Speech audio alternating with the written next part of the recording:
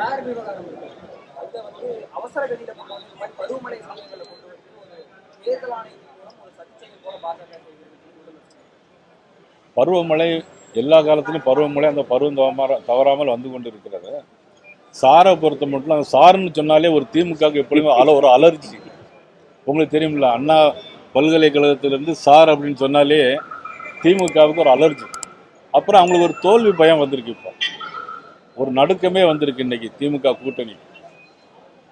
நேரு காலத்திலிருந்து காங்கிரஸ் கட்சி prime minister யாரெல்லாம் இருந்தார்களோ அவருடைய காலத்திலிருந்து இன்று வரையிலும் வாக்காளர் விடுப்பு, சேர்ப்பு, இறந்தவர் பட்டியலை நீக்குதல், இது எல்லாமே இருந்துட்டு இருக்கு. உங்களுக்கும் தெரியும். இருந்தாலும் நீங்களும் திருப்பி அந்த கேள்வியை கேட்டுகிட்டே இருக்கீங்க.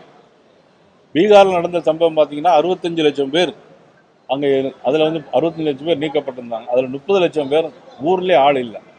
28 லட்சம் பேர் இறந்தே போனாங்க. மீதி உள்ளவங்கெல்லாம் அடுத்த இடத்துக்கு குடிபெயர்ந்துட்டாங்க. ஆனால் இப்போ குளத்தூர் தொகுதியில் மட்டும் 9,000 வாக்குகள் அதிகமாக இருக்கு.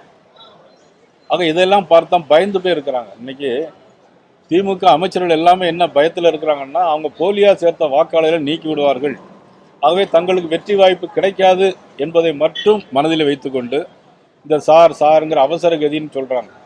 ஆனால் அந்த சார் இந்த நீக்கல் சேர்த்தல் பட்டியல் எல்லாம் தமிழ்நாடு அரசாங்கம் தானே செய்ய போதும். இந்த அதிகாரிகள் தானே போய் விடுவிடா போய் செய்ய போறாங்க. அதுல ஏன் இவங்களுக்கு நடுக்கமும் பயமும் இருக்குங்கிறது அவங்களுக்கு எங்களுக்கு தெரியல.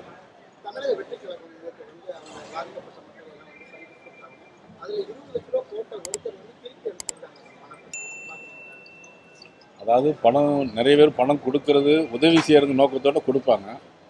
சில பேர் யார்கிட்டையும் உதவி வாங்க மறுப்பாங்க. ஏன்னா யாருடைய உதவி இல்லாமல் இருக்கணும் அப்படிங்கிற சில பேர் இருப்பாங்க. அந்த வகையில் அவங்க பணத்தை திருப்பி அனுப்பியிருக்கலாம்.